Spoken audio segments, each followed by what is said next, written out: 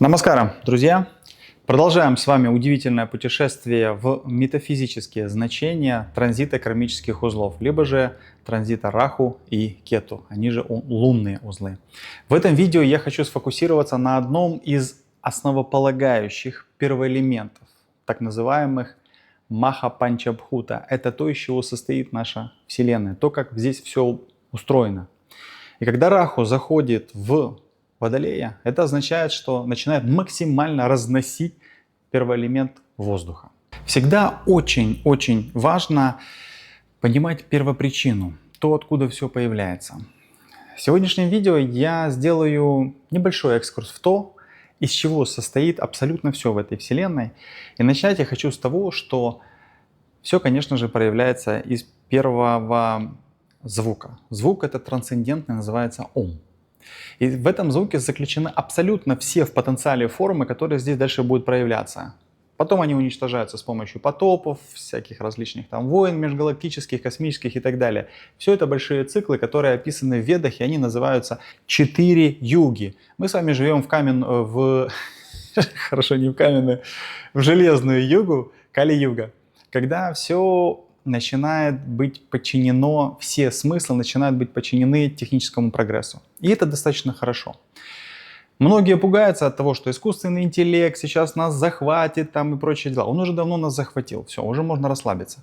Уже теперь нужно понять, как его изучить. И вот Раху, Водолея, в воздушном знаке, он показывает, на что необходимо обратить внимание. Итак, откуда все появляется? Значит, появляется все из трансцендентного звука Ом.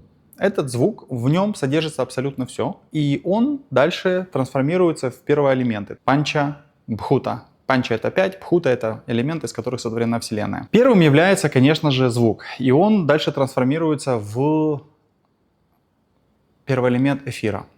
Этот первый элемент называется еще небо, и он показывает, что есть определенная форма, в которой внутри мы находимся, и мы живем внутри этой формы. Наша Вселенная внутри находится, и в Брахма-самхите описывается о том, что это некое как кокон, как яйцо, внутри которого есть 5 первоэлементов, каждый из первоэлементов имеет свою величину, и внутри из этих же первоэлементов, вот это стихии, из них первоэлементы делают нашу Вселенную. В зависимости от времени и места рождения появляется определенный узор, который связывается 3 гунами и комбинация этих первоэлементов. Там еще есть эго, ложное эго, оно же там есть ум, там еще есть интеллект, и все это вместе делает нас с вами. Из этого можно понять, что когда Раху заходит в Водолея, он начинает увеличивать работу этого первоэлемента. Что такое Раху? Раху — это планета. Это конкретно описано в ведических шастрах, в текстах, о том, что это планета Ваю-татвы, это элемент воздуха. То есть она за счет воздуха разносит свои идеи. Эта энергия, она помогает вместе с Шани, Сатурном, он соуправитель Водолеем, разносить эти идеи и каждому приносить свое семя, каждому своевременно приносить свой определенный результат. Когда энергия Раху не подконтрольна, либо же не управляется должным образом, а в Ведах описано, как это нужно делать, в частности в Тантре, тогда это может создавать и создает всегда очень много хаоса и беспокойства. Потому что Раху, его основной инструмент, чем он воздействует, он влияет на прану.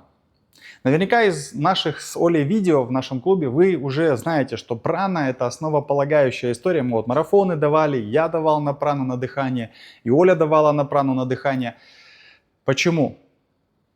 Потому что, наблюдая за своим дыханием, вы контролируете свой ум. Бесконтрольное дыхание, бесконтрольный ум, непонятное решение, понятно, да, что там дальше происходит? Посему очень крутым является в этом промежутке времени, в 1,5 года, для ваших знаков, ребят, для всех, но для вас прям очень сильно. Близнецы, Весы и Водолей, у вас основная татва, первоэлемент, с которым вы работаете, через который работает ваше сознание, это воздух. Если вы себе не взяли ни одну пранаяму для того, чтобы взаимодействовать с предстоящими изменениями, с этими всеми интеллектами и прочими не очень интеллектными людьми, которые нас окружают, тогда у вас могут быть большие перекосы. Перекосы, почему я так считаю, потому что я опираюсь на писания, в которых сказано, что воздух, он представляет интеллект, он представляет мышление и общение. На метафизическом уровне он просто необходим для того, чтобы мобилизировать функцию нашей нервной системы. Правильно дышишь, правильно работает нервная система. Правильно работает нервная система, обратно идет отклик тебе в мозг правильным образом. Понимаете, да? Элемент воздуха, он связан с третьей целью жизни в классических трудах по тому, как необходимо человеку здесь развиваться на этой планете. Это описано в Ведах. Конкретно это называется чатур-варга. Чатур-4, варга — это определенные задачи, цели, да, возможности, которые человек может сделать. Первое — это дхарма, это предназначение. То, для чего сюда душа приходит, тебя Творец сюда отправил для того, чтобы ты реализовал какую-то задачу. Второе — это артха.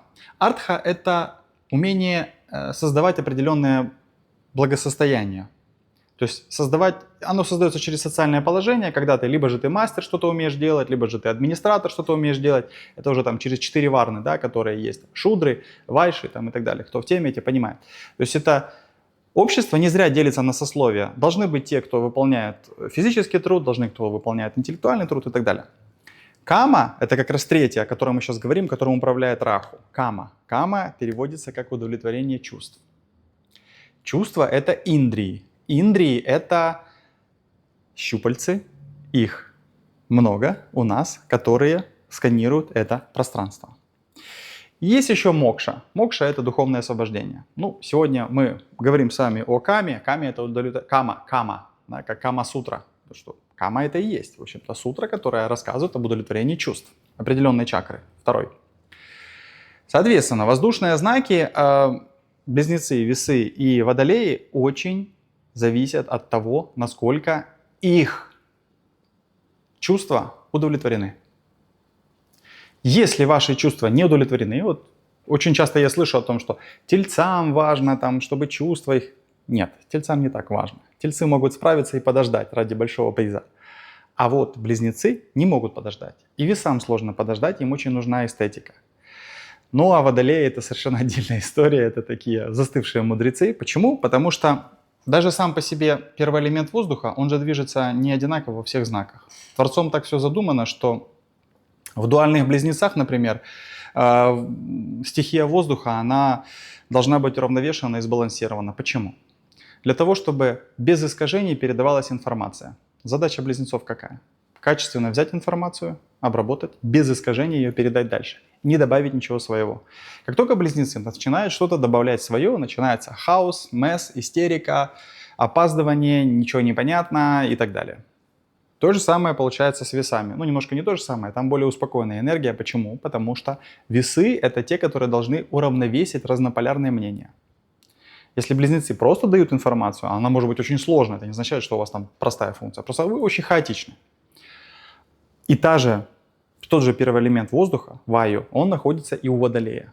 Но только водолей — это уже такая успокоившаяся энергия. Почему? Потому что это такой задумавшийся мудрец, который видит многослойность происходящего. В нем уже вложены и близнецы, и весы. Это как следующий этап развития этого первого элемента в сознании личности, которая здесь родилась. Движение первого элемента воздух у водолея, оно сведено к минимуму. И чем медленнее, спокойнее, уравновешеннее дышит водолей, тем эффективнее у него дела идут, он яснее понимает происходящее. А это очень важно, потому что то, что слышите, необходимо будет фильтровать. Я дальше расскажу, как это, и вас это будет очень сильно касаться.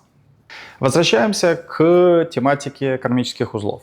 Чтобы вы связали нить, значит, Раху в воздушный знак заходит, это водолей, Кету в огненный знак заходит, во льва. Получается определенная смесь. Она натягивается, эта ось, и она добавляет в каждый знак определенные свои результаты. Например, когда воздух и огонь смешиваются, это две дружественные стихии, так как воздух питает огонь. Это мы и так знаем, и это очень хорошо и очень интересная позиция. Для водолеев прям она огонь. Водолей... Подождите, я еще немножечко расскажу, и дальше вам будет все очень-очень понятно. Когда смешивается воздух и земля, то поднимаются песчаные бури, то там ураганы и так там. Но если правильно ей управлять, то можно строить стены, можно строить перегородки, можно там делать такую, ну скажем так, заграждение, чтобы ветер не попал вовнутрь и так далее. Когда соединяется воздух и вода, поднимается шторм, поднимаются бури, поднимаются цунами. В данном случае у нас, у всех, будет соединяться воздух и огонь. Воздух — это чем больше хорошей, мощной психической, пранической энергии будет внутри вашего сознания, тем сильнее будет гореть огонь. Что такое огонь? Огонь — это сила трансформации. Огонь — это, начиная от пищеварения, которое строит наше тело, помогает строить наше тело, завершая нашим креативом, потому что огонь — это креатив. То, насколько ты не боишься что-то сделать, ну и так далее, и так далее, и так далее.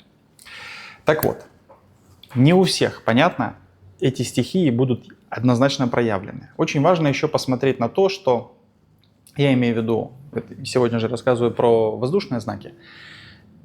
Совсем не обязательно, что если вы близнецы, то вы вот такие хаотичные там и прочее такое. Очень важно посмотреть, в каком знаке находится ваш Лагнеш, это управитель первого дома, и в каком знаке находится Луна. Ибо же если они находятся, ну, например, вдвоем в водных знаках, то у вас совершенно другое восприятие и, ну, там, свои комбинации получается.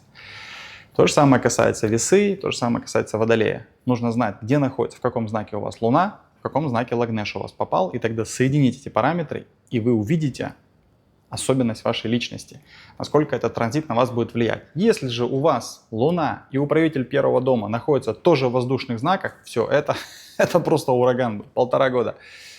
Куда-то будет нести на большом воздушном шаре, и, наверное, вам это будет нравиться, но нужно с собой мешки с песком взять обязательно, потому что может сильно унести так, что не найдут. Хорошо, на этом, я думаю, достаточно метафизики, ибо же хочется уже послушать о своем знаке. Понимаю. Поэтому, поехали. Близнецы. Раху заходит в ваш 9-й дом, а Кету заходит во Льва, это 3-й дом. Прекрасный транзит. Что еще можно пожелать вам? Это усилия, на настойчивости, на том, что вы себе задумали, и тогда действительно у вас получится нечто грандиозное. Раху подтолкнет вас к чему? К образованию, к путешествиям, к каким-то новым философиям. А Кету, он сделает вас более интровертными, более оторванными от социальных кругов. И если вы научитесь ясно управлять этими энергиями, то приведет к личному и профессиональному росту. По карьере. Смотрим на эти прекрасные показатели, которые я добавил. Этот период будет трансформационным для вашей карьеры. Однозначно. Чем бы вы ни занимались, бизнес это будет или карьера. Раху в 9-м доме, он поощряет на международные возможности, на расширение и обучение. Либо вас, либо вы. Тоже в зависимости, в какой позиции, в каком возрасте вы находитесь. Если вы работаете в сфере, связанной с академической деятельностью, либо же издательским делом, юриспруденцией или путешествиями, этот транзит будет особенно приятным для вас.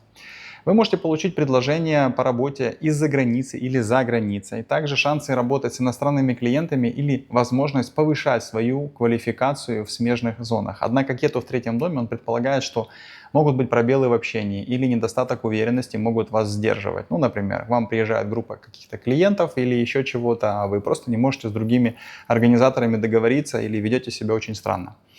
Поэтому вам нужно быть очень активными в нетворкинге, то есть построение своей сети, конкретно взаимодействовать с каждым клиентом, давать все, что им необходимо этим клиентам, иначе пропустите свой шанс.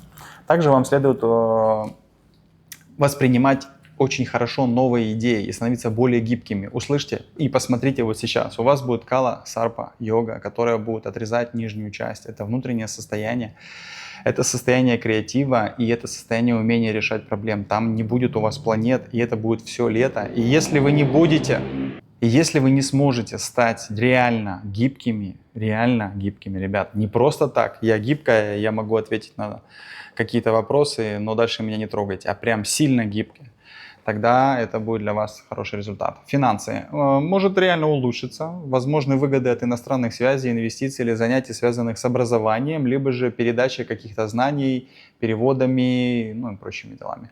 Раху в 9-м доме может принести неожиданную выгоду от путешествий, исследований, либо же духовной работы над собой, либо с кем-то. Особенно в командной работе, если будете духовно развиваться, ребята, это просто вот мега.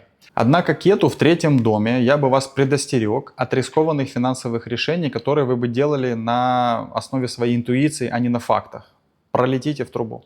Избегайте краткосрочных каких-то спекулятивных инвестиций и лучше сосредоточьтесь на своем долгосрочном финансовом планировании. Я вообще рекомендую всем близнецам обратиться к экспертам, которые помогают инвестировать, либо же открывать компании, юридически защищать себя, потому что с государственными органами нужно будет правильно все сделать, иначе прилетят крупные финансовые обязательства в кавычках. По здоровью. Значит, здесь внимание, психическое, эмоциональное благополучие. Супер важно будет. Почему? Потому что Раху в девятом может дать беспокойство и тревогу, связанное с тем, что у вас недостаточно лидерских качеств, или вы не можете договориться с какими-то людьми, которые выше по статусу, чем вы. Кету в третьем доме может вызывать усталость, проблемы нервной системы и также все, что связано с плечами, это воротниковая зона. Обязательно делайте какие-то массажи, расслабляющие вещи, связанные с нервной системой. Там окончания через шею идут. И с руками. Руки внимательно, аккуратненько. Чтобы поддерживать равновесие, рекомендую, конечно же, делать какие-то методы релаксации, упражнения, дыхательные практики. Об этом уже много вам всего сказал. Семья и отношения. Семейная динамика может измениться, поскольку Раху поощряет путешествия и независимость, в то время как Кету может сделать вас более замкнутыми. То есть вам бы хотелось путешествовать, вам хотелось бы куда-то поехать, но вам не хочется просто так по Турциям ездить или по каким-то непонятным. Вам хочется со смыслом, с какой-то глубиной. Но можете, конечно же, почувствовать напряжение с младшими братьями и сестрами, родственниками, что может привести к недопониманию, потому что Кету, он такой рисковатый в этом вопросе. Если вы женаты, то рекомендую очень открыто общаться со своими близкими, ибо же нарветесь на конфликты просто потому, что речь будет сухой, конкретной, непонятной и так далее. Ну и старайтесь, конечно же, проговаривать то, что вы чувствуете. Это будет самым важным решением для вас. Образование и обучение. Если вы близнецы, которые обучаются, то это фантастический период для чего? Для вашего образования, конечно же, для исследования, изучения иностранных языков. Раху в девятом доме, он дает возможность получить стипендию, международные курсы закончить, найти для себя необычные пути для обучения.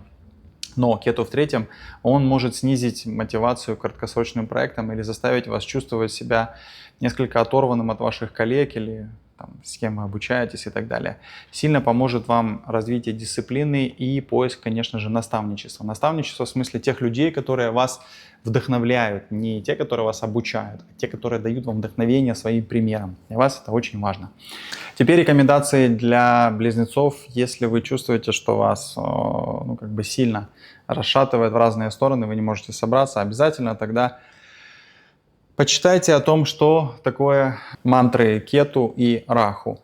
Ибо же чтение мантр в соответственные дни, на моем сайте я оставлю ссылочку, они откроют у вас ощущение, что такое время, как управлять с этим временем, куда, почему не нужно спешить, чтобы не проиграть. У вас есть самый большой капкан в вашем сознании. Вы спешите, и ваша спешка заставляет вас проигрывать чаще, чаще и чаще.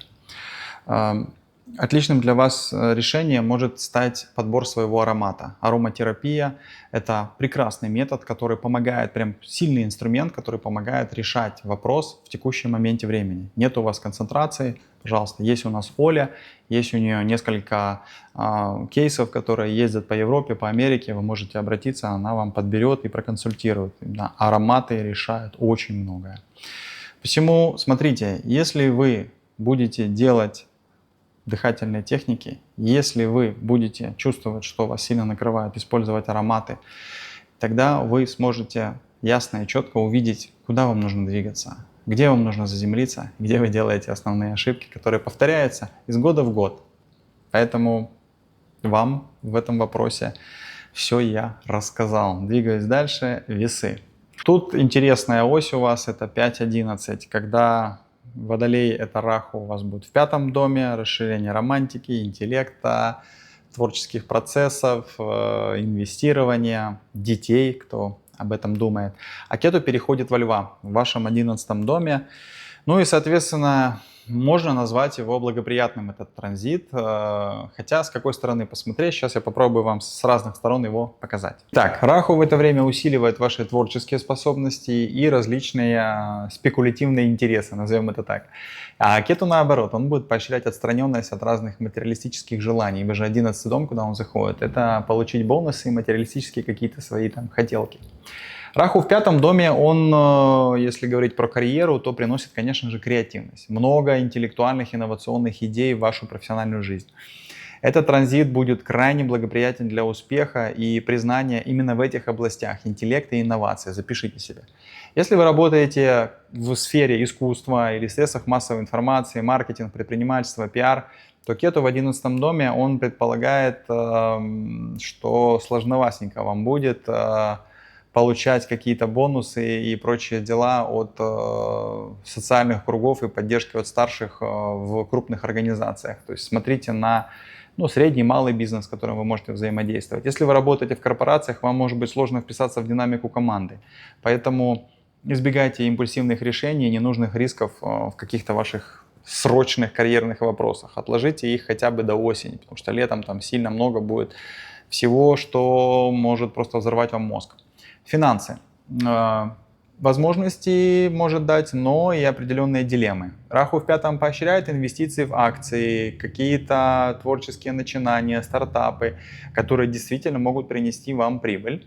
Однако Кету в 11-м, он предостерегает вас о том, что друзья, либо же какие-то старшие товарищи, которые говорят, давай с нами, тут точно все получится, вполне может так быть, что это не о том. Также вы можете получить неожиданное подкрепление финансовое, если очень тщательно проанализируете, куда вы промахнулись в прошлый раз, и не нужно теперь этого делать. Избегайте схем быстрого заработка, особенно азартных игр и чрезмерного инвестирования в неопределенные проекты. То есть вот то, что я сейчас вам сказал.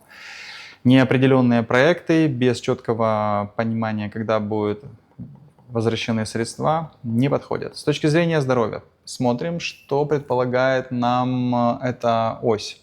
Раху в 5-м может принести умственное напряжение из-за чрезмерного размышления и каких-то эмоциональных нестыковок с реальностью. То есть вы что-то хотели, а оно не стыкуется, и вас может сильно это напрягать.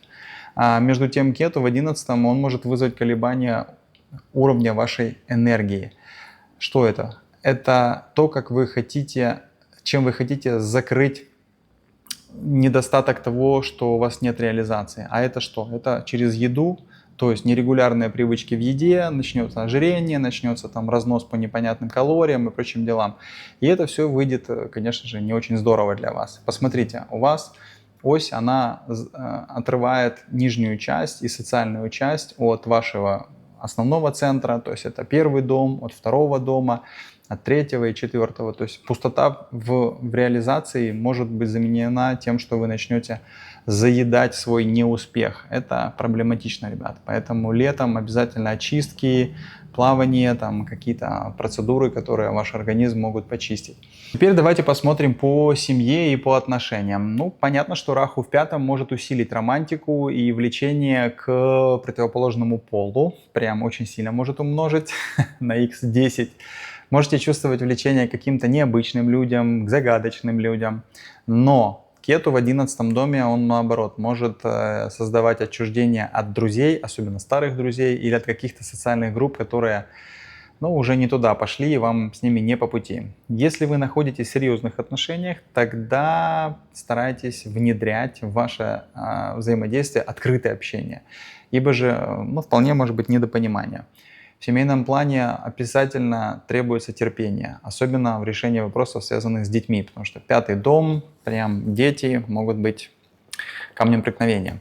Если вы обучаетесь, то есть вы весы, кто находится на обучении, тогда это прям критический период для академических успехов, потому что Раху, он усиливает интеллектуальные способности, креативность, способность к обучению, к восприятию новых концепций, прям ярче других можете это ощущать. Понятно, что если вы не курите и не пьете, потому что если вы курите и пьете, то ничего вы там не поймете. Закрывает Раху в таком случае. Кету в 11-м доме может вызвать отвлечение, потерю сосредоточенности, отстраненность от каких-то материальных стремлений, в плане обучения или хождения со сверстниками куда-то на какие-то пабы и прочие дела. Посему, ребят, самодисциплина здесь вам очень важное значение для достижения желаемых результатов и, конечно же, духовное погружение, ибо же без него невозможно отказаться от того, что предлагает мир, друзья и прочие дела. Гармонизация. Если чувствуете, что вам сложно с этим транзитом, он уже плотненько идет, вы видите, что в мире происходит. Соответственно, Раху, Кету, мантры, оставлю ссылки. Почему я мантры даю? Потому что я в начале этого видео рассказал, что мантра, она дает изначально сотворяющий эффект. В нем находится в потенциале все. Если ты читаешь мантру искренне в своем сердце, у тебя очень много может получиться. Ребята, для вас весы супер важно заниматься своим телом и делать это, конечно же, желательно там пилатес или йога. Вы этим летом можете взять себе курс по йоге. Вот у нас есть курс по йоге. Возьмите себе и своим примером покажите своим детям, если у вас есть дети. Потому что по Раху по детям может создать серьезное такое напряжение. Если вы будете заниматься, детки видят, что занимаются мама и папа на природе, по записи, на ноутбуке. И можете взять детский курс. У нас вот есть детский курс, Олечка записала на английском языке, там базовый английский язык. Детям очень весело, интересно. И это может сплотить семью немножечко на следующем уровне. Не просто так там, бегать в мяч, жарить шашлыки и пить пиво на природе, а делать это прям вот с любовью в сердце к себе, к своим детям, к своему телу, к своему духовному развитию. Дальше про Водолея хочу рассказать. И у Водолея здесь, конечно же, очень интересная ситуация, потому что Раху заходит в ваш первый дом, а Кету заходит в ваш 7-й дом. И понятно, что это ось вот такая вот прямолинейная, которая напрягает самую сенситивную часть. Как у львов, вот я львы записывал первую часть, и у Водолеев у вас наоборот, перевернутая. То есть, если у льва там сосредоточение на работе с расширением, посмотрите контактов своих взаимодействий, то у водолеев требуется, чтобы вы расширились, чтобы вы стали компетентны на голову, чтобы вы через взаимодействие с теми людьми, которые дают вам основу в партнерстве, чтобы вы стали более профессиональными. Но при этом, конечно же, нужно не забывать, что Кету — это вредитель, и в доме партнерства романтические вещи могут немножечко скукожиться. Но сейчас расскажу, как это будет выглядеть, что с этим можно будет делать. Итак, карьера. Карьера в первом доме может принести уверенность, амбиции, сильное желание выделиться. Не промахнитесь, например, соберетесь уйти из какой-то компании и промахнулись, потому что не дотянули своей компетентности на следующую позицию. Может тянуть каким-то нетрадиционным, интересным идеям, каким-то лидерским ролям. Но я бы рекомендовал сосредоточиться на инновациях. Просто прокачайте себя по инновациям, и вы точно не промахнетесь. Однако избегайте высокомерия, либо же импульсивных решений, так как Раху всегда может замутнить суждения. Кету в 7-м доме может вызвать дистанцию или непредсказуемость в профессиональных партнерствах, поэтому супер внимательно в партнерстве, особенно в бизнес-партнерстве. Если вы работаете в команде или в деловом сотрудничестве, обеспечьте четкое, общее и взаимное уважение, чтобы избегать недопонимания. И вам нужна четкая картина, куда вы вместе идете. Ибо же если вы не видите, куда идет коллектив, то вас начнут считать изгоем и начнутся какие-то конфликты. Для этого есть руководитель. Придите с руководителем и поговорите, какая общая карта, чтобы все это увидеть вместе, расставить правильно приоритеты и акценты в работе. Финансы может принести как возможности, так и тоже определенные ребусы. В первом доме будет усиливать стремление к материальному успеху и к финансовой независимости, особенно от ваших партнеров. Можете стать склонными рисковать, инвестировать в какие-то свои новые альтернативные источники дохода. Можете получать даже из них финансовую выгоду, если правильно все сделаете. Но Кету в 7-м, он, знаете, как действует? Я бы здесь... Будьте осторожны с деловыми партнерствами, с новыми. Потому что лучше опереться на старые, как говорят, старый конь, не портит борозды. Но не бойтесь заключать контракты, не полагаясь только на свою интуицию, а четкий на расчет, на подписанные цифры, на даты. Тогда прозрачность в сделках обеспечит вам надежность и уверенность в том, что вы понимаете, что кто будет делать, для чего и сколько. Здоровье. Ну, здесь, конечно же, Раху в первом доме. Если вы курите либо употребляете алкоголь, никаких новостей хороших у меня для вас нет. Потому что будет беспокойство, переутомление, одержимость самосовершенствованием, что обязательно приведет к стрессу, срывам и, конечно же, нестабильной работе вашей гормональной системы. Посему здоровый распорядок дня, полноценное питание, правильное взаимодействие со своим телом, и тогда вы сможете пройти этот период более-менее комфортно. Кету в седьмом может создать эмоциональную отчужденность в отношениях, что может вызвать одиночество, именно внутреннее такое смятение. Поэтому, ребята, медитация, духовные практики, забота о себе, и тогда это поможет восстановить вам духовное равновесие. Семья и отношения. В этот период, конечно же, изменения будут в партнерстве. Не в смысле, что они там улучшатся или ухудшатся, они просто изменятся, они перейдут на другой уровень. Однозначно, невозможно будет вам остаться на одном уровне, которым вы были до этого 1,5 года. Раху в первом, он заставит вас на личностном росте. Класс, идите в рост, развивайтесь, это у вас может помочь вам почувствовать просто уверенность в себе. Кету в седьмом доме может создать дистанцию и недопонимание в личных отношениях, особенно если вы ожидаете, что ваша вторая половинка возьмет на себя лидерскую роль и там прям вообще, ну, потому что там Кету во Льве, никакой лидерской роли там не будет, там наоборот, получает то, что дает тебе супруг или супруга, но оно дает увеличение эмоциональной связи. Избегайте столкновений с эго своих партнеров, и все будет нормально.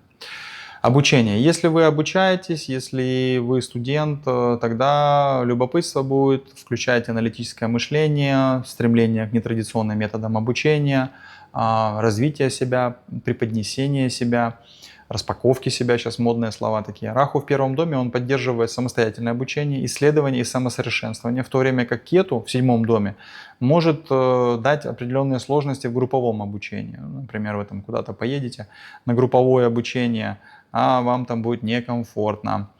Посему дисциплина, сосредоточенность, и тогда у вас будет все хорошо, и старайтесь как бы внутри себя проживать и осмыслять, что происходит. Методы гармонизации. Раху и Кету обязательно, мантры всем знаком рекомендую, это обязательно. Начнете считать, вы почувствуете, такой будет мощный отклик, потому что Кету отвечает за тонкую наши тела, а Раху отвечает за психоэмоциональные тела. То есть там энергетические тела, а там такие, которые импульсивно, постоянно работающие. Что еще? В вашем случае, так как у вас еще Сатурн управляет знаком, конечно же, это по субботам жертвовать предметы первой необходимости тем людям, которые попали в какую-то сложную ситуацию. Это не бомжу дать или алкоголику под магазином дать деньги, а это тем людям, у которых действительно случилась такая ситуация, и вы по субботам это прям для себя это делаете и для них делаете. Да, это в некотором смысле материалистический подход, потому что ты это делаешь, чтобы тебе было. Но начните с этого, и это классно будет работать. Также очень рекомендую начать служить руководителю, какому-то мужчине. Неважно, вы водолей, женщина или мужчина, посмотрите на лидера, который есть в вашем окружении или в вашем партнерстве, и искренне служите этой личности. Через льва, через мужчину, даст вам силу в себе, уверенность и возможность раскрыться. Обязательно практикуйте медитацию. Каждое утро, тогда вы сможете укрепить вот ту ясность и мудрость, которая есть у вас благодаря первому элементу воздуха, который есть у вас, он стабилен более-менее, но если он у вас просто в дисбалансе находится, а это покажет ваши драйвера внутренние, то есть если у вас плохо работает щитовидка или другие какие-то органы, которые железы, это значит, что у вас раздрайв идет. Медитация, спокойствие. У нас есть курс, мы сейчас вот запускаем 11 июня у нас стартует марафон, там есть 2 уровня сложности. И мы будем на 2-м уровне прям давать сильно глубокие вещи, которые дают возможность осознать себя в спокойствии, в безмятежности, в радости и в благодати. Ибо же, когда ты находишься в миру с собой, тебе все равно, что происходит снаружи, потому что оттуда не приходит радость и любовь, оттуда приходят сложные ребусы, а радость и любовь, она находится в сердце, вот здесь, где у нас чакра, самое главное, где у нас покоятся 2 души. Одна душа наша индивидуальная, а вторая душа — это Творца, которая постоянно Махаджива, которая за нами наблюдает. И она не оценивает наши действия, но дает нам как раз в такие периоды и транзиты то, что мы заслужили. На этом все. Много сегодня наговорил. Пойду дальше записывать следующие знаки. ставьте лайк, пишите, насколько действительно вам откликается то, что вы услыхали, ибо же у вас уже есть и транзит Сатурна, и вот уже Раху я записал. Делитесь своими переживаниями. Если есть какие-то вопросы, обязательно спрашивайте, я на них стараюсь отвечать. На этом все, друзья. Намасте.